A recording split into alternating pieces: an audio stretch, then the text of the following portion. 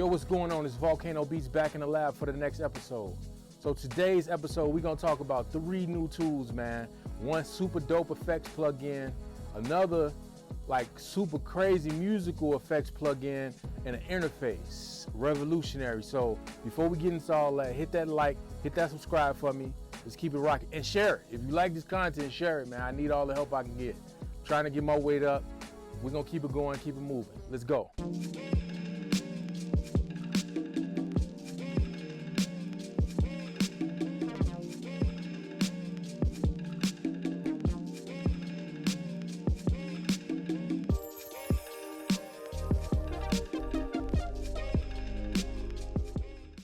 All right, let's get into it. My first topic today, we're gonna be talking about plug-in boutiques, scalar EQ. When I saw this thing, I'm like, well, another scalar, like what are they doing? Because of you, all of you that may not know, plug-in boutique, they make a dope plug-in scalar. It helps you like write all your MIDI out.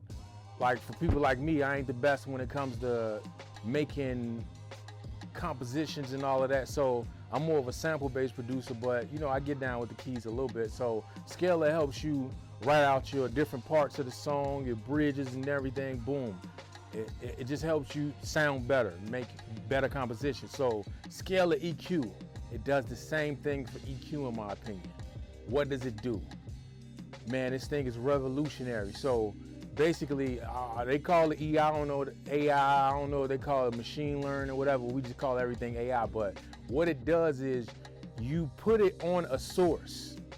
You put the key of that source or the song into the plugin. So now any of your boosts and cuts are gonna be done like intelligently. So what I mean by that, so when you boost, it's only gonna boost the frequencies in that key. Tell me that's not nuts, especially like when you're mixing real drums and you're trying to mix them in key, when you're trying to get the kick and the snare to sit right, and you're trying to cut certain frequencies and boost certain frequencies. Now with this EQ, basically, whatever key the song is in, I can boost those frequencies in the kick or whatever source, the vocal, the synth, the whatever. And also what's dope about it, the cut part is what's nuts. So when you cut, it actually cuts everything from around the frequency. So as you know, when you play a note of something, a note is like, it's everything, it's a harmonic of everything. So basically when you play, let's just say a middle A, boom. When you play an A, it's 220 in there, it's 110, it's 55, it's everything up top. And according to how intricate that sound is, there's a lot of other frequencies in that too. So basically what's cool about this plugin, when you cut, let's say I got it in A, I'm cutting, so let's say it's a piano. You know, a piano's got basically the whole frequency spectrum. So when I'm cutting, I'm actually cutting the frequencies that are not in the key. Man, mind blown emoji. Tell me that's not nuts. Like if you ever struggle with like trying to get a kick drum or a bass note to pop out where you got too much rumble around it and you're just trying to get that note to pop out, this the plugin. Like they solved a lot of the problems that you have when you producing or when you mixing. This is gonna be definitely a big usage in like the electronic and hip hop fields, because in the electronic and hip hop realms, we use a lot of sub basses and we use a lot of synths. They got a lot of weird textures in them. So with this plugin, we can boost those frequencies and cut out some of the ugliness without losing like the musical key. It's nuts. It's also a shelf on there. They call it the magic shelf. So with the magic shelf, it's the high and the low. I mean, it's the high and the low. So when you cut the highs or boost the highs, it's actually playing around with your mid side.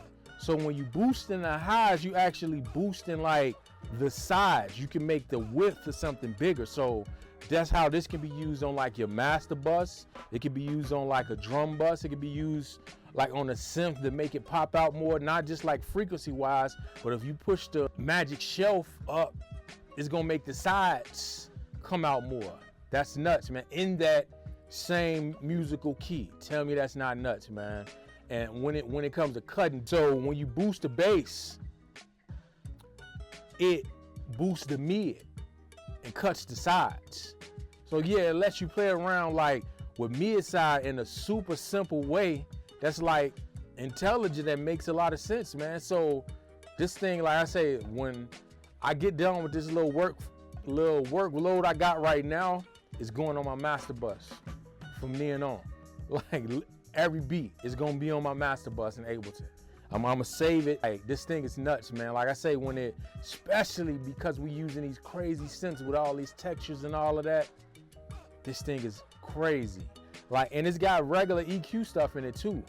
Let me get back to the cutting part, because I forgot really important part.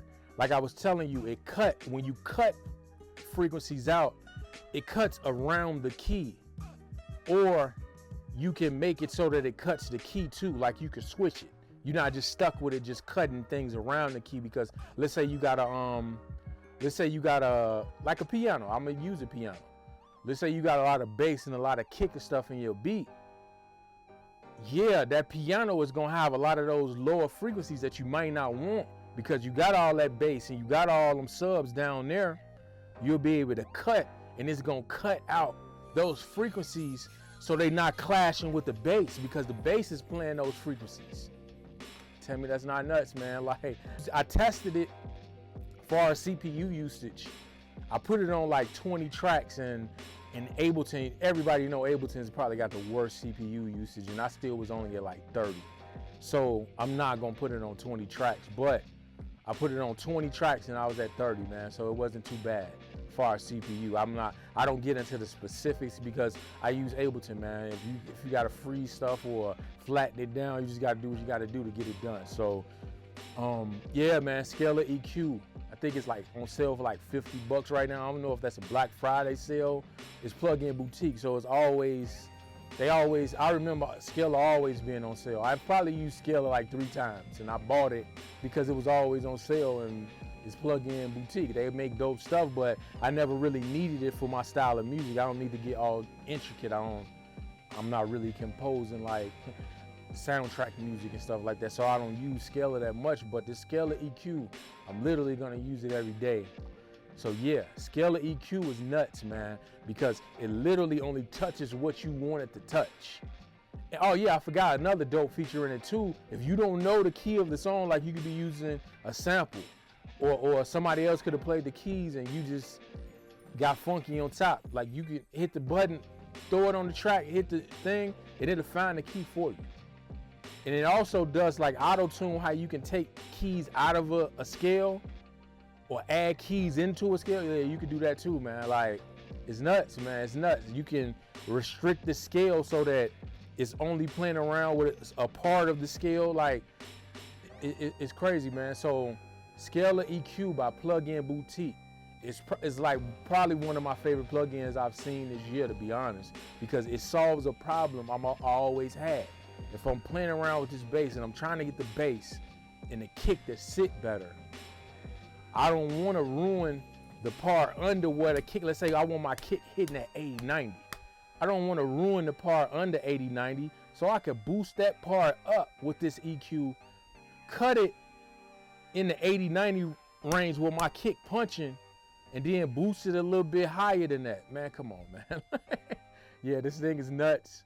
I'm geeked about it. I literally just started using it probably about 3-4 days ago, and I've used it like 5-6 times since then. That tells you all you need to know, and I'm just playing around with it. I haven't done any real work with it yet because, like I said, I don't want to change my workflow right now. But yes, Scalar EQ, grab that, $50. Stop playing. Cool. Topic number 2. It's almost a weekly thing for me, man. I'm gonna be talking about something Akai. I'm an MPC lover. You see my baby behind me. I'm MPC dude, Akai dude, whatever. The Akai Flexbeat. This thing, they just killed like a couple dope like setups that people have for like live shows. Like, let's say, you know, the people that love having an MPC and like a SP404, they just killed the SP404 because they basically just gave us gross beat from FL Studio and they put it inside of our MPC. What is it? So it's basically a multi-effects plugin just like something like a SP44, or even though SP44 is not a plugin, but it's a multi-effects plugin where you can basically, you got 16 options to make the beat or the music change. You could throw it on like just the drums, so the drums glitch out like as you temporarily hold it, or for a specific like time in a sequence.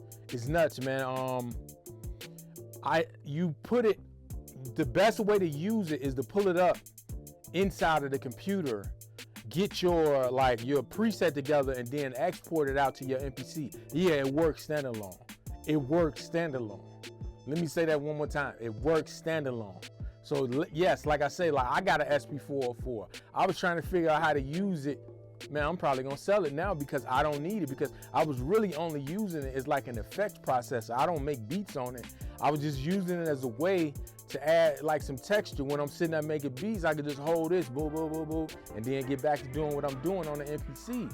So with this joint, I could put this on the master, and now I could just play around the same way I would have played on that SP404.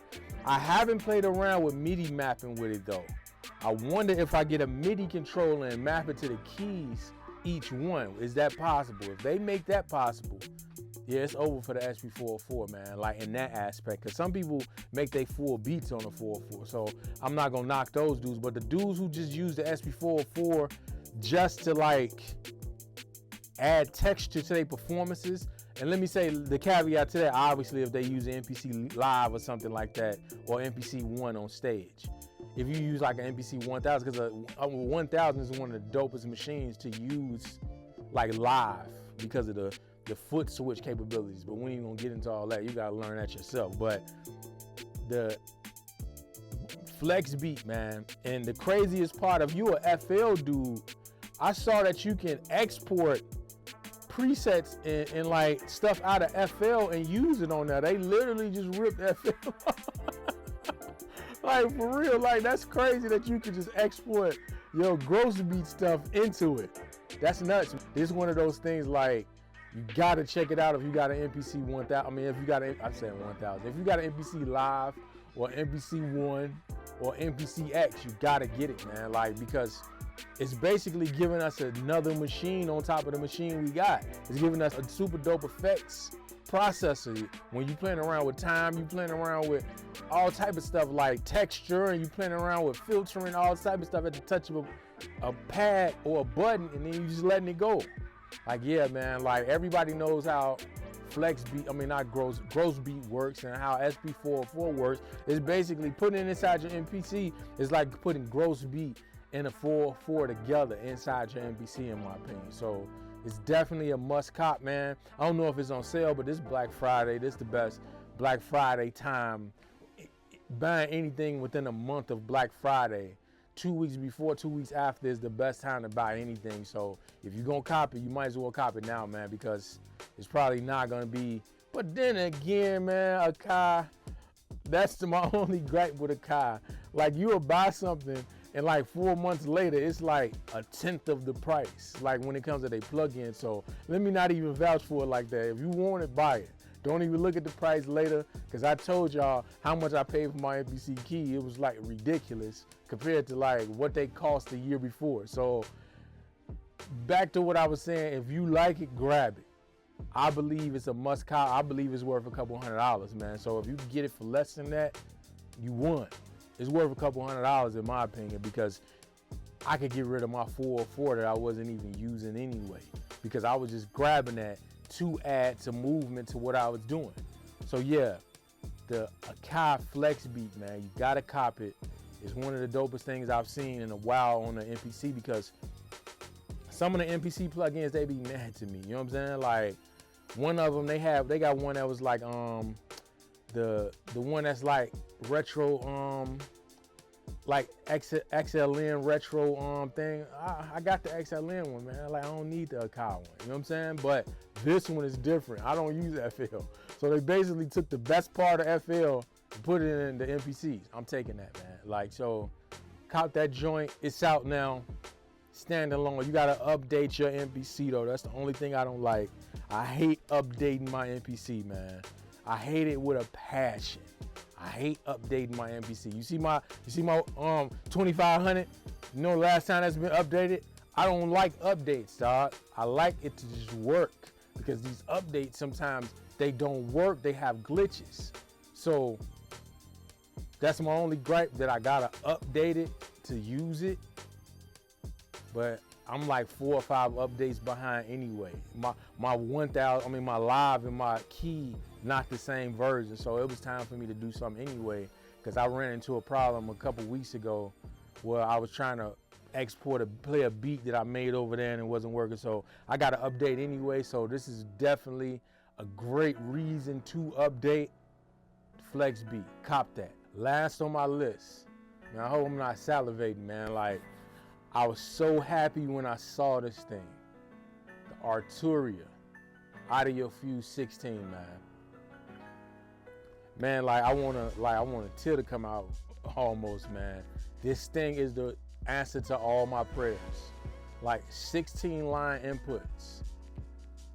Here, we got the Apollo 16, man. We got a whole 500 racks. We probably got like 20 preamps in the room, because we record all type of stuff. We record drums, bands, all that. My production setup, I don't need preamps. I don't need preamps at all. This thing is the answer to all my prayers. 16 inputs, 8 outputs, man. 2 ADAT inputs, 2 ADAT outputs.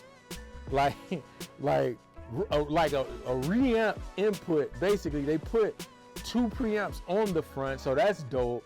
They got an 1/8 inch input on the front, which mind blown emoji. Why hasn't anybody else put that on their interfaces yet? Of course, Arturia gonna have to be the first, because they're the innovators. The software, the companion software that comes with it is nice, because you can like route things to outputs and headphone mixes and stuff like that, which is nice. For me personally, this was a heaven sent, man, because I was saving up to grab the Antelope, the 32 channel joint, man, with the 32 inputs. That joint's like $3,500, $3,300, man. This Arturia, and I was only buying it because it's like one of the only interfaces that got those many inputs in like a 1 rack unit. So that's why I was buying it. It's worth it. It's worth what they asking for. Let me not sit up here and act like it's not worth it. The Orion is worth it. But this is a third of the price of the Orion, just about. $12.99, man. $12.99 for an interface with 16 inputs and 8 outputs. Plus the monitor outputs don't eat up the 8 outputs. The monitor outputs are 2 on their own, and then it's got 8 individual outputs. Plus the headphone outputs can be separate. So yeah, man, this thing is a heaven sent. Honestly, I don't have it in hand yet. I sold some stuff to get it. I sold my Argon 8 that I wasn't using, and I sold my what's the other keyboard, man? I sold another keyboard. I sold 2 keyboards, and so I sold them. My Arturia on the way, man. It's gonna be in hand. I'm literally gonna give an update with it in my hand, cheesing, because I couldn't wait for this thing. I almost bought a regular AudioFuse because of the way they did the ADAT. I like the way they did it. Like the way the ADAT channels show up in their software made it feel like you had an interface with 16 inputs. So I was almost on a fence with the AudioFuse, but 16 is not enough for me. I got like 4 MPCs hooked up at the crib. So that's 8 inputs right there. So 16 is not enough. I like the AudioFuse 16 because it's got the 16, plus it's got 2 ADAT inputs. So I got 32 inputs on that joint. I'm gonna grab myself a, one of those Pharaoh fish, the 16 input joint. That's what I'm grabbing. So with the Pharaoh fish and the Arturia, I'm gonna have 32 inputs, and it's gonna be like still cheaper than what I would have spent on the Orion. Now the sound quality, I like the Antelope sound, but when I'm producing, I don't really need the highest quality A to D, D to A. That's when I'm mixing on the Apollo, or when I'm not gonna sell my current interface. I'm just gonna use it on my MPC for don't say the word, like the C word, you have the whole world on fire, but convert. So I'm gonna use it on my MPC live. My MPC live for the converters. because the converters on the MPC Live are shitty. They mushy. They're not super shitty. They just mushy. So I have done tests back and forth with the Antelope. I got a Zen Q. Yes, it sounds better. So I'm gonna keep my Zen Q just to use it for the converters on my MPC Live, because 80% of my beats come out of the MPC Live. So even though I'm loving my MPC key, 80% of my work is still done on the MPC Live. So that's gonna just go right into my setup, man. Those 2 rack spaces, 32 inputs, all line, no DB25. That's the best part about it too. With the Orion, man, I was gonna end up spending like another $1,000 probably on DB25 cables. Well, maybe not 1,000, probably another 200 or 300 on DB25 cables. So that's a nice bonus that this is all 1/4 inch. 16 inputs, man.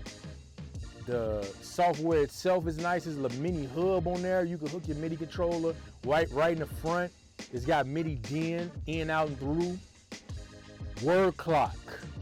That's one of the dopest things on that, because a lot of these interfaces, they don't put word clock outputs on them. So I need that output to go to the Pharaoh Fish, or let's say if I do get 2 audience, I want that output to go to those so everything can be clocked right. So yeah, man, the Arturia AudioFuse 16. It was a heaven sent for somebody like me. I got about 13 keyboards actively hooked up in my studio all at the same time. Plus my MPCs, that's literally like, I don't really use stereo.